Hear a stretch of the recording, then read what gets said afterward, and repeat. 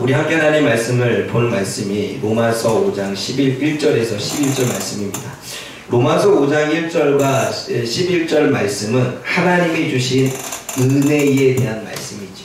하나님이 주신 은혜는 뭐냐라고 하는 말씀을 하고 있습니다.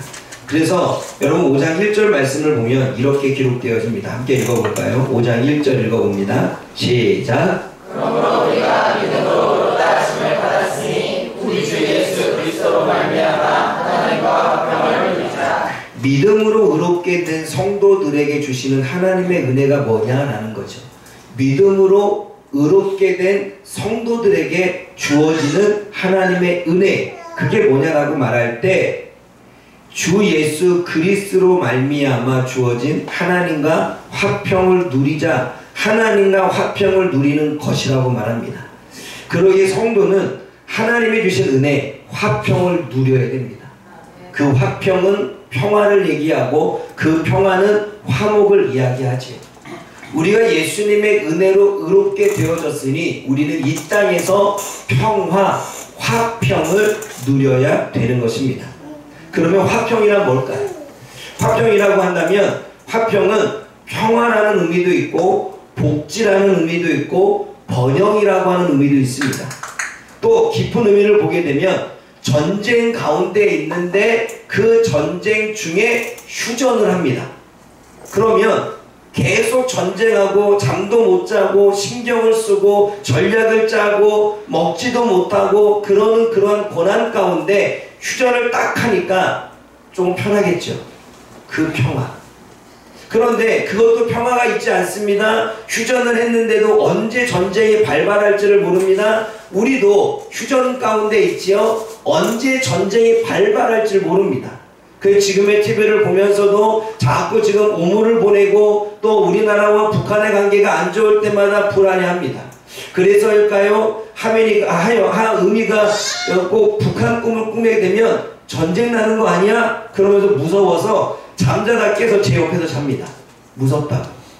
휴전도 불안하고 두렵고 언제 전쟁이 일어날지 모르는 상황이기 때문에 안전하지 않지요. 그래서 진정한 평화는 전쟁이 종식되는 거겠죠.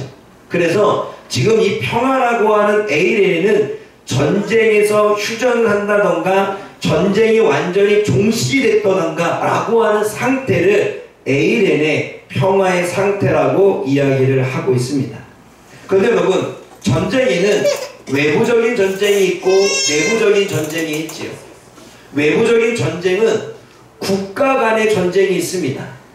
우크라이나와 러시아와의 전쟁이든 아니면 중동 가운데 이스라엘과 하마스와의 전쟁이든 국가와 국가가 나라와 나라 간의 전쟁가 외부 간의 전쟁이겠죠. 영토 때문에 전쟁한다던 자원 때문에 전쟁을 한다던 이념의 차이 때문에 전쟁하던 아니면 정치 때문에 전쟁하던 그것을 외부적인 전쟁이라고 말합니다.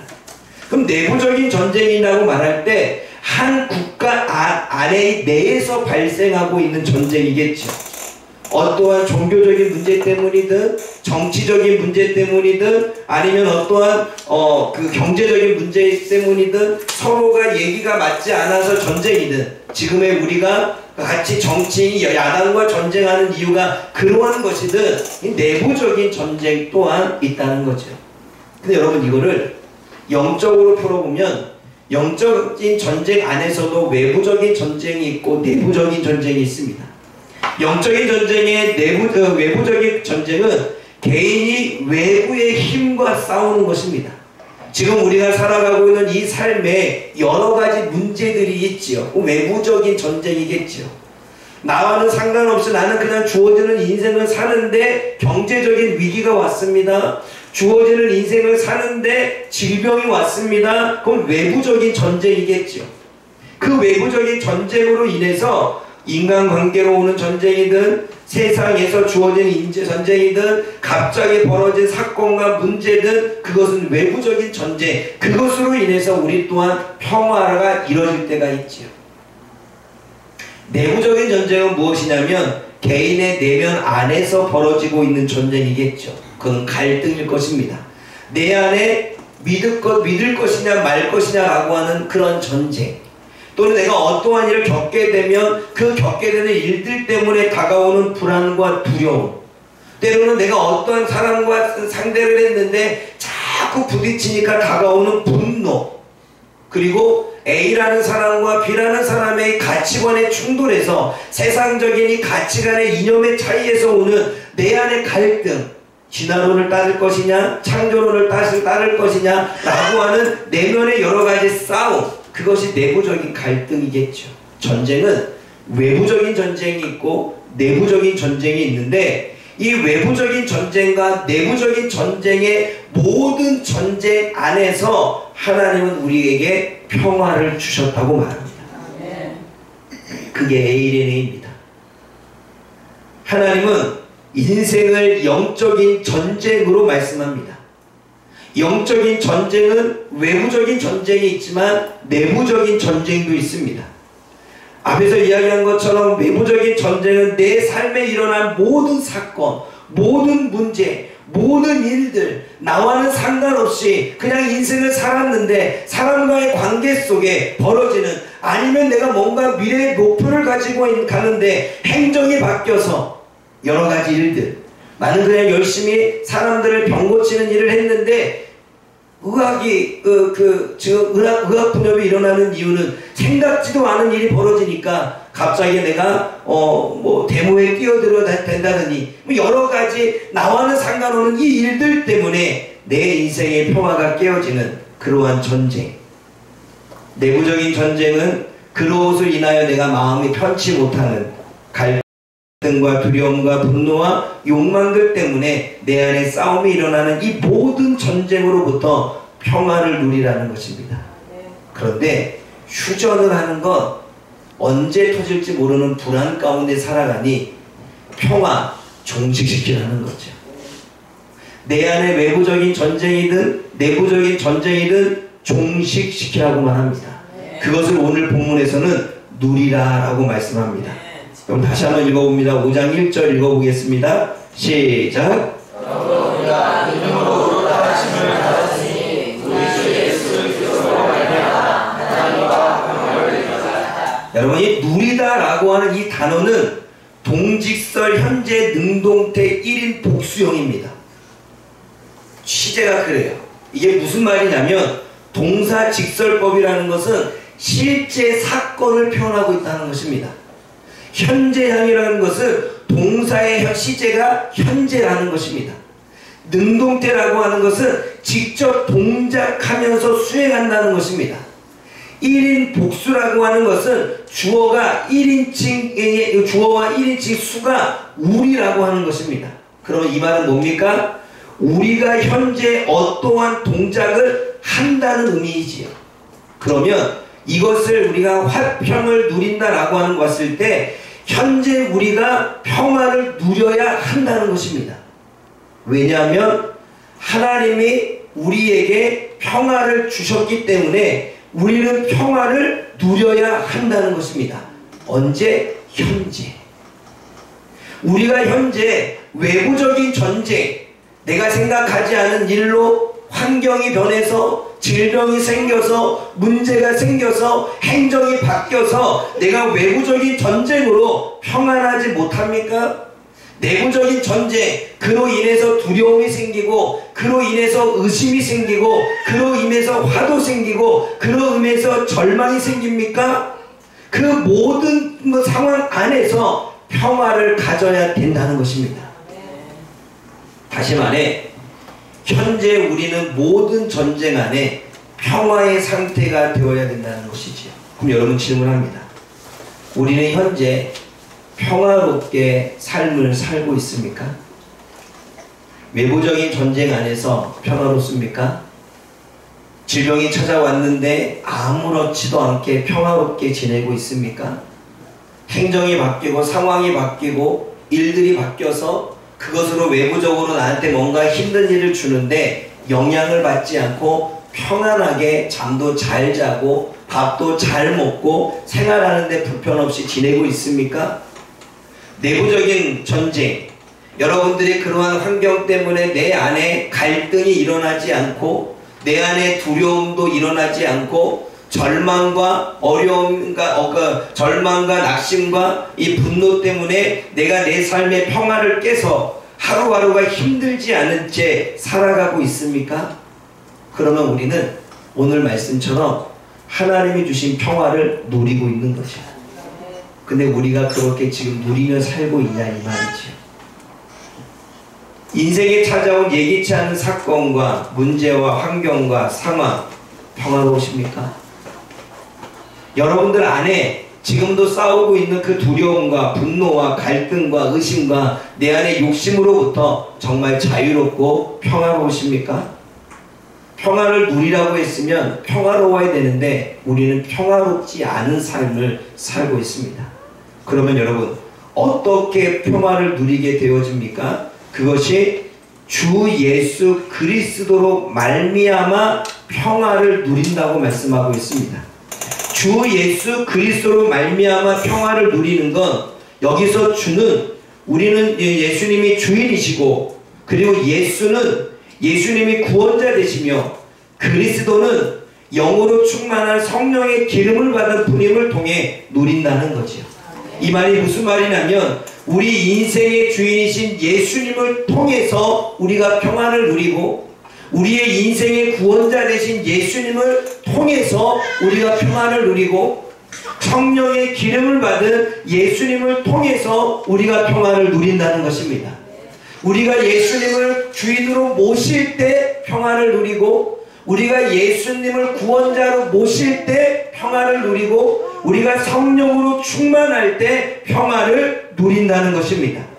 여러분 우리 인생의 외부적인 전쟁과 내부적인 전쟁 안에서 평화를 누릴 수 있는 건 예수님이 평화를 누리게 하는 시작이 되고 원인이 된다고 오늘 성경은 이야기를 하고 있습니다. 이 말은 우리가 예수님을 믿어야 참된 평화를 얻을 수 있다. 지금 여러분 우리들의 인생에 내가 지금 삶에 문제가 없으면 잠시 휴전이 되어졌겠죠. 근데 언제 또 일들이 터질지 모릅니다. 종식되지 않는 이상 우리는 불안 가운데 인생을 살 수밖에 없죠. 그러면 그것은 참된 평화의 인생이 아니겠죠. 오늘 고민하고 내일도 고민하고 그 고민 가운데 밤잠을 못 자고 또 주어지는 환경 안에서 늘 흔들리며 넘어지는 인생을 우리는 살게 되어집니다. 그런데 우리들의 인생에 예수님을 믿으면 참된 평화를 얻는다고 말합니다. 종식된다고 말합니다. 여러분들의 인생에 예수님과 함께 살 때 참된 평화를 누릴 수 있다고 말하는 것이죠. 왜냐하면 예수님은 평화시기 때문에 그렇습니다. 말씀 한번 찾아봅니다. 에베소서 2장 14절과 15절 앞에 있습니다. 읽어보겠습니다. 예수님은 자신을 평화라고 말씀하십니다. 읽어봅니다. 시작.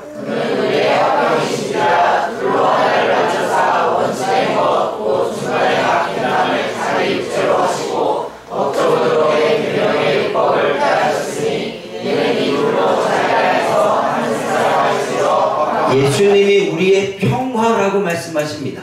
예수님이 오심으로 우리들의 외부적인 전쟁이든 내부적인 전쟁이든 그 모든 전쟁을 종식시켜서 주님은 우리들에게 평화를 주신 분이라고 말씀합니다.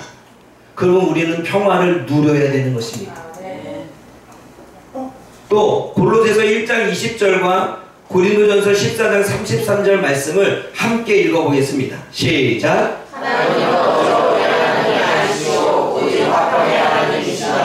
그의 십자가의 표 화평을 이루사 만물고 땅에 있는 것들이나 하늘에 있는 것들로 말미암아 자기와 화목되기를 기뻐하시리라. 예수님은 오늘 본문에 뭐라고 말합니까? 오직 화평이시라고 말씀하시고 자기의 피로 화평을 이루셨다고 말씀하십니다.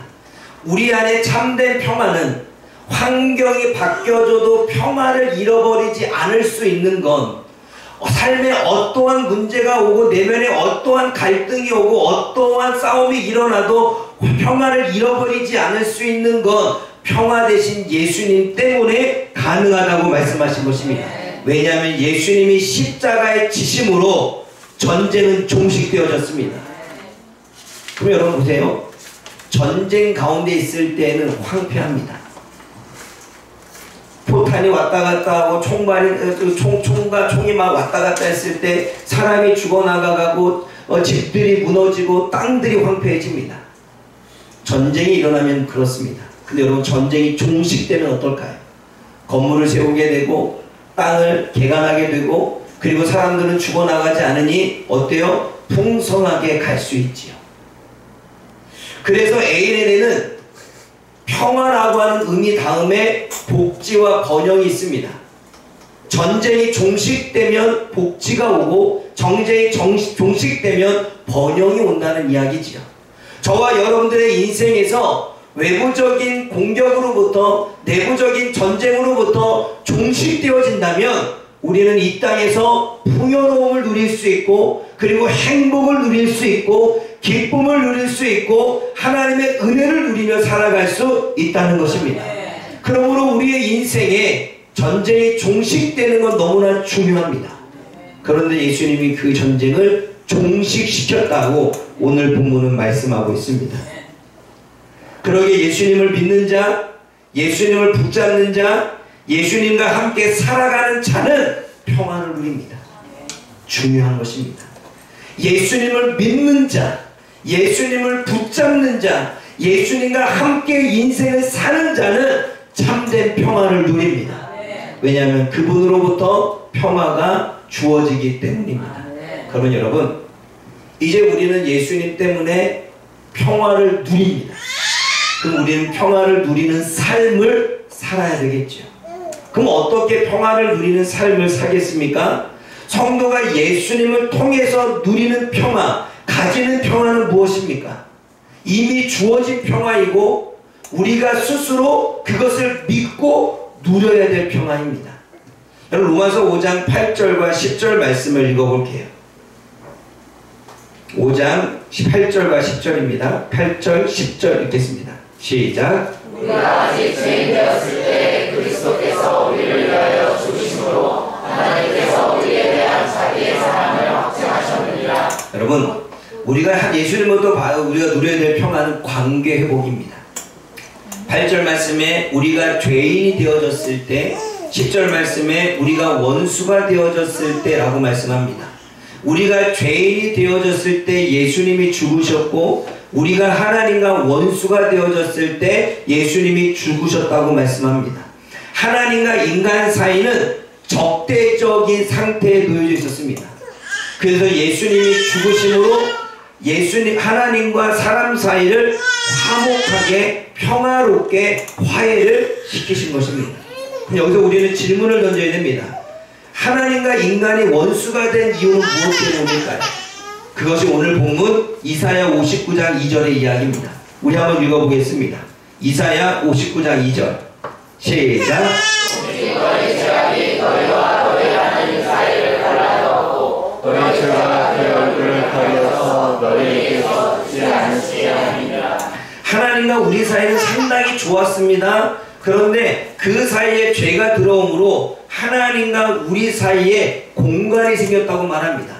공간이 생겼다라고 하는 이야기는 어떤 이야기입니까? 약간 소원해졌다는 이야기고, 약간 많이 싸워서 적대적인 관계가 되어졌고 얼굴을 보지 않는 사이가 되어졌다는 것입니다. 죄악이 끼어짐으로 인해서 하나님과 우리 사이에 담이 생겼다는 이야기입니다. 그래서 하나님이 얼굴을 감췄고 하나님이 듣지 않았다라는 이야기를 하고 있는 것입니다. 여러분, 부부 사이가 소원해지면 서로 대화를 잘합니까? 여러분, 부부 사이가 서로 싸워서 관계가 안 좋은데 아주 잘 행복하게 지냅니까? 아니죠. 그런 사이가 되었다는 이야기입니다. 그런데 그 사이에 예수님이 오셔서 하나님과 부부 사이를 화해시키듯 예수님이 하나님과 우리 사이를 회복시키시고 관계를 화해시켰다고 말씀하십니다.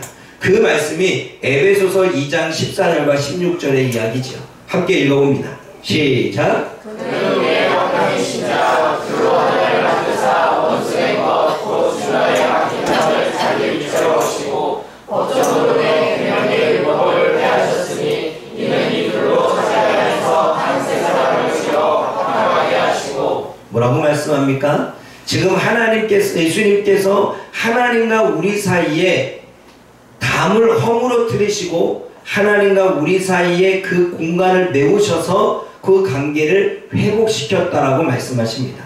그래서 예수님 때문에 하나님과 우리는 원수가 되지 않았고, 예수님 때문에 하나님과 우리 사이에 죄됨이 사라졌고, 예수님 때문에 하나님과 우리 사이의 관계가 회복된 것입니다. 이것이 너무나 중요한 것입니다. 성도는 더 이상 죄인이 아닙니다. 성도는 더 이상 원수가 아닙니다. 성도는 예수님을 통해서 관계가 회복되어졌습니다. 그럼 어떠한 관계가 회복되어졌을까요? 하나님은 왕이시고 우리는 백성이라고 하는 관계가 회복되어졌습니다. 하나님은 부모시고 우리는 자녀가 되어졌다는 관계가 회복되어졌습니다. 하나님은 목자시고 목자를 인도하시는 양이 우리가 되어졌다는 사실, 이 관계가 회복되어졌다는 것입니다. 하나님은 선한 주인이시고 우리는 충성된 종이 되어졌다는 이 관계가 회복된 것입니다.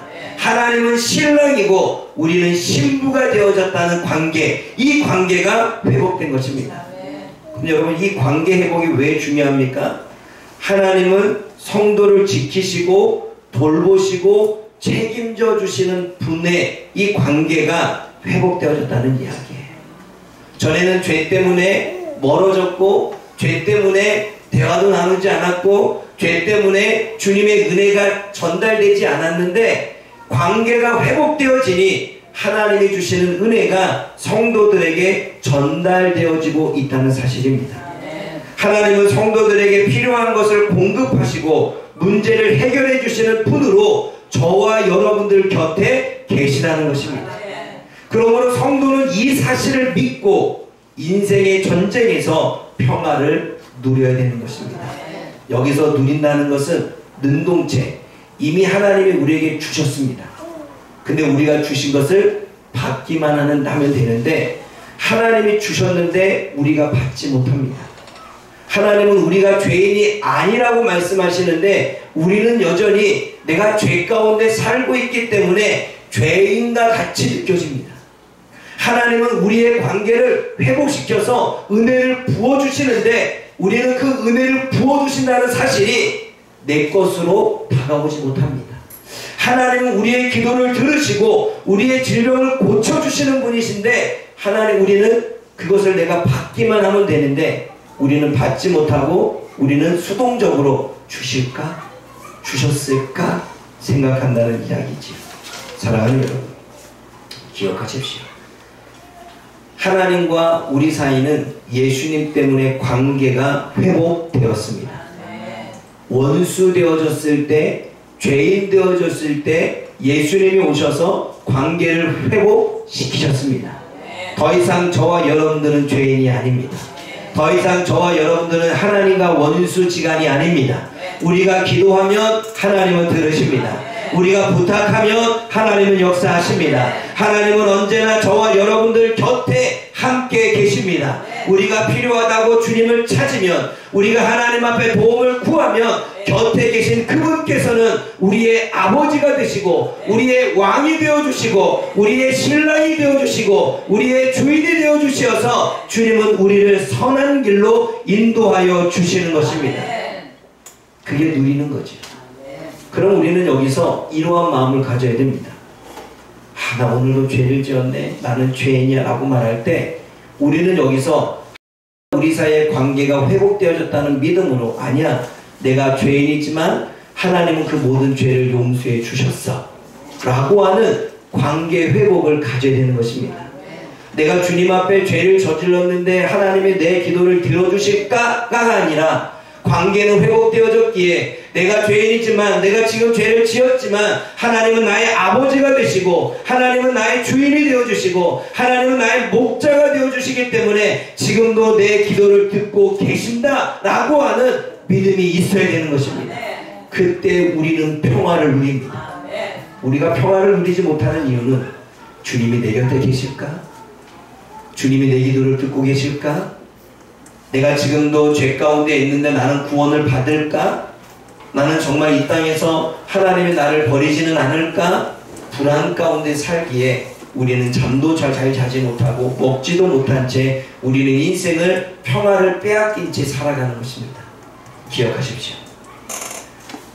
예수님 때문에 하나님과 우리 사이의 관계는 좋아졌습니다. 회복되어졌습니다. 그 관계는 여러분들이 하나님 앞에 구하면 하나님은 다 들어주십니다. 이것을 믿는 것이 평화를 누리는 일입니다. 이것을 믿고 붙잡는 길이 평화를 누릴 수 있는 것입니다. 이것을 믿을 때 잠을 잘 수 있고, 이것을 믿을 때 먹을 수 있고, 이것을 믿을 때 강하고 담대하게 주어지는 인생을 살게 되는 것입니다. 두 번째로 우리가 누리는 평화는 무엇입니까? 로마서 5장 2절과 5절 말씀을 읽어보겠습니다. 로마서 5장 2절과 5절입니다. 함께 읽어봅니다. 시작. 또한 그로 말미암아 우리가 믿음으로 서 있는 이 은혜에 들어감을 얻었으며 하나님의 영광을 바라고 즐거워하느니라. 소망이 우리를 부끄럽게 하지 아니함은 우리에게 주신 성령으로 말미암아 하나님의 사랑이 우리 마음에 부음과 함이니. 하나님이 예수님이 오심으로 우리에게 주어진 은혜는 무엇입니까? 믿음으로 서 있는 은혜를 주었습니다. 소망이 우리를 부끄럽게 하지 않는 은혜를 주었다는 것입니다.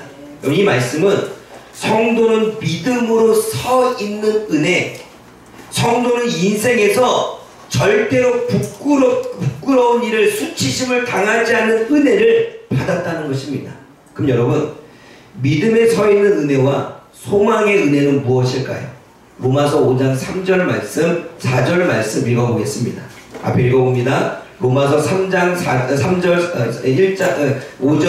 5장 3절 4절 말씀 시작. 다만 이뿐 아니라 우리가 환난 중에도 즐거워하니 이는 환난은 인내를, 인내는 연단을, 연단은 소망을 이루는 줄 아니까. 이 말씀을 풀어서 말하면 이렇습니다. 인간의 삶에는 환난의 삶이라는 거예요.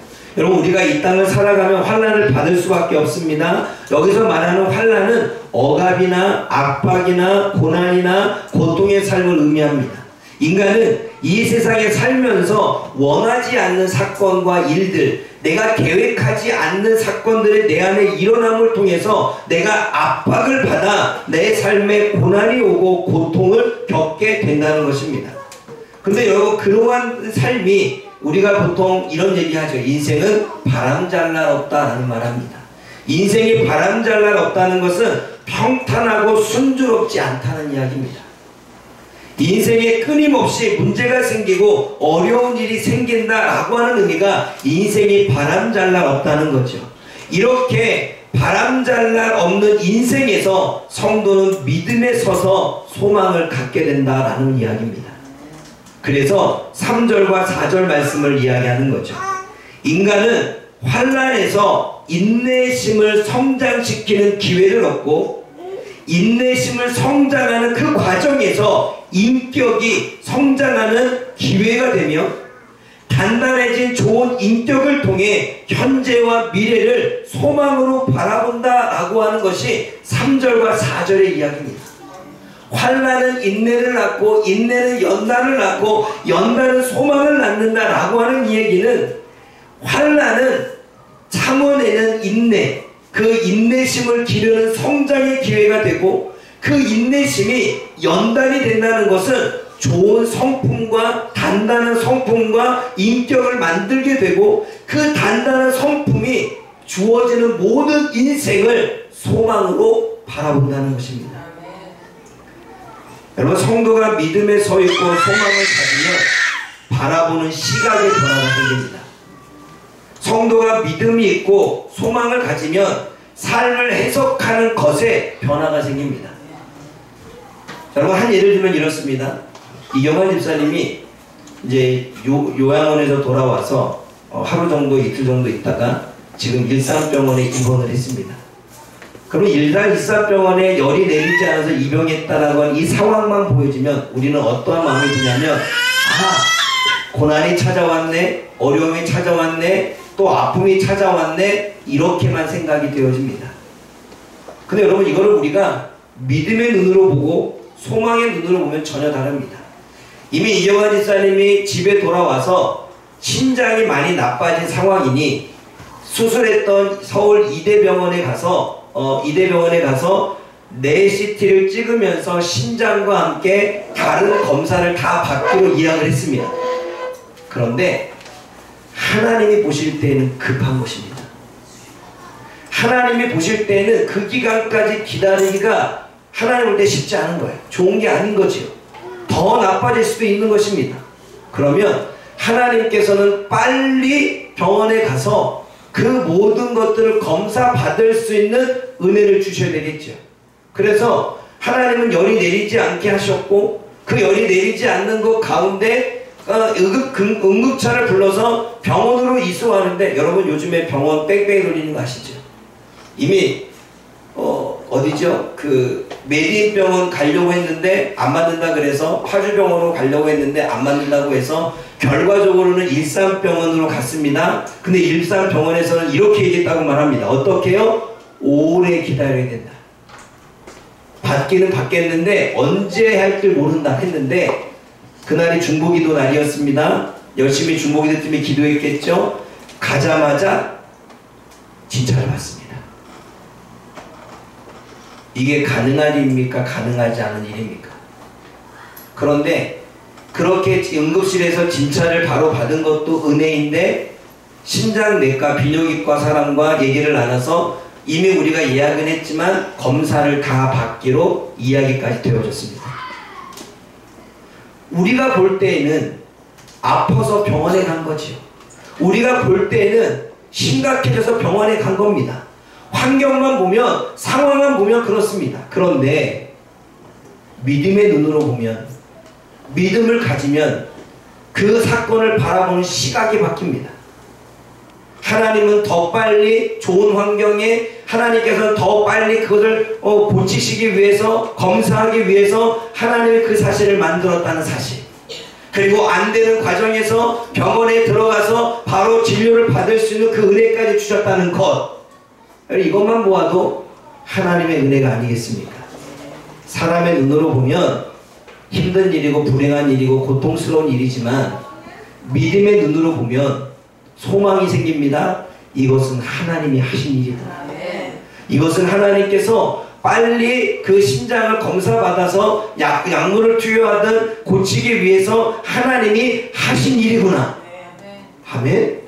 사랑하는 여러분, 성도가 믿음에 서 있고 소망을 가지면 바라보는 시각에 변화가 생깁니다. 여러분, 다윗에게는 믿음이 있었습니다. 그 믿음이 있었을 때 그가 골리앗을 바라보는 시각이 바뀌었습니다. 어떻게 해요? 저는 어떻게 싸울까? 나보다 키가 큰데 어떻게 싸워서 이길까? 두려운 마음에 들지 않았습니까? 기죽지 않았겠습니까? 세상에 향하여, 그리고 뭔가 능력이 가진 자들 앞에서 기죽지 않았겠습니까? 그런데 그는 믿었습니다. 하나님이 나는 어떠한 순간에도 나를 지켜주셨어. 곰의 이빨과 사자의 발톱에서 나를 지켜주셨어. 그러면 골리앗의 이 상황 가운데 하나님은 나를 지켜주실 거야 라고 하는 믿음의 눈으로 바라보았습니다. 여러분, 이것이 믿음에 서 있는 것입니다. 환경은 골리앗인데, 환경은 더 나빠졌는데, 환경은 더 힘들어졌는데, 환경은 기도 응답이 되지 않는데, 환경은 미래가 불확실한데, 환경은 실패했는데, 환경은 성적이 나오지 않았는데, 환경은 내 맘대로 내 뜻대로 되지 않는데, 근데 우리가 믿음에 서 있는 거지. 하나님이 그 모든 환경을 이겨내고 하나님이 우리를 부끄럽지 않을 정도로 우리의 환경을 바꿔주실 거라고 하는 믿음, 그 믿음이 믿음에 서 있는 은혜입니다. 그런데 그 믿음에 서 있는 은혜에 있을 때 우리는 평안을 누립니다. 내 삶에 고난이 와도 믿음에 서 있으니 평안을 누립니다. 내 삶에 문제가 닥쳐서 어려운 일이 닥쳐왔는데도 믿음에 서 있으니 평화를 누립니다. 소망을 갖게 됩니다. 하나님이 하시네. 하나님이 역사하시네. 내 삶에 어떠한 미래가 닥쳐올까? 내가 미래의 두려움을 다가온다는 믿음과 마음이 내 안에 있어도 하나님이 하신다라고 하는 믿음이 있다면 오히려 내 인생이 어떻게 하나님이 만들어 가실지에 대한 소망이 생기는 것입니다. 그래서 믿음에 서 있는 건 너무나 중요한 거죠. 오늘 본문의 말씀이 그 이야기입니다. 성도는 어떠한 순간에도 믿음에 서 있어야 됩니다. 믿음에 서 있는다는 이야기는 믿음을 세운다는 이야기입니다. 내가 믿지 못할 상황이지만 믿음을 세우는 것입니다. 내가 믿지 못할 상황이지만 나의 갈등되는 여러 생각들 속에 믿음의 무게를 준다는 것입니다. 사랑하는 여러분, 내가 지금 아이를 잘 키우고 있는가? 흔들립니다. 그럼 우리는 믿음의 눈으로, 소망의 눈으로 바라봐야겠죠? 나는 지금 아이를 잘 키우고 있어. 아멘? 아멘? 내가 지금 신앙생활을 잘하고 있는가? 물론 말씀 안에 점검해 봐야 되지만 내가 지금 신앙생활에서 잘 해 나가려고 싸우고 있어. 하나님이 나를 신앙생활 잘 할 수 있도록 도와주셔 라고 믿음에 서 있어야 되죠. 미래가 불안합니까? 닥쳐오는 환난 때문에, 풀리지 않은 문제 때문에 괴롭습니까? 능력이신 하나님께서는 반드시 이 문제를 해결해 주셔 라고 하는 믿음을 붙잡을 때 우리는 소망이 생기는 것입니다. 그리고 그 소망은 우리를 부끄럽지 않게 하나님의 일하심, 하나님의 능력으로, 하나님의 이루어지심으로 우리의 삶에 일어나게 되는 것입니다. 사랑하는 여러분, 이미 이 모든 은혜는 예수님의 십자가로 우리들에게 주셨습니다. 우리가 이 모든 은혜를 믿고 소유한다면 인생의 참된 평화를 누리며 살게 되는 것입니다. 우리는 예수님 때문에 하나님의 관계가 회복되어졌습니다. 그러기에 믿음을 갖고 하나님께 마음껏 구하십시오. 우리는 예수님을 통해서 믿음에 서 있는 은혜를 받았습니다. 삶의 현장 가운데 어떠한 두려움과 어떠한 고난과 어떠한 환경이 몰려와도 믿음에 굳게 서 있으십시오. 그때 하나님은 우리들의 인생을 평화로, 우리들의 인생을 승리로, 우리들의 인생을 성공으로, 우리의 인생을 응답으로, 우리의 인생을 복으로 인도하여 주실 줄 믿습니다.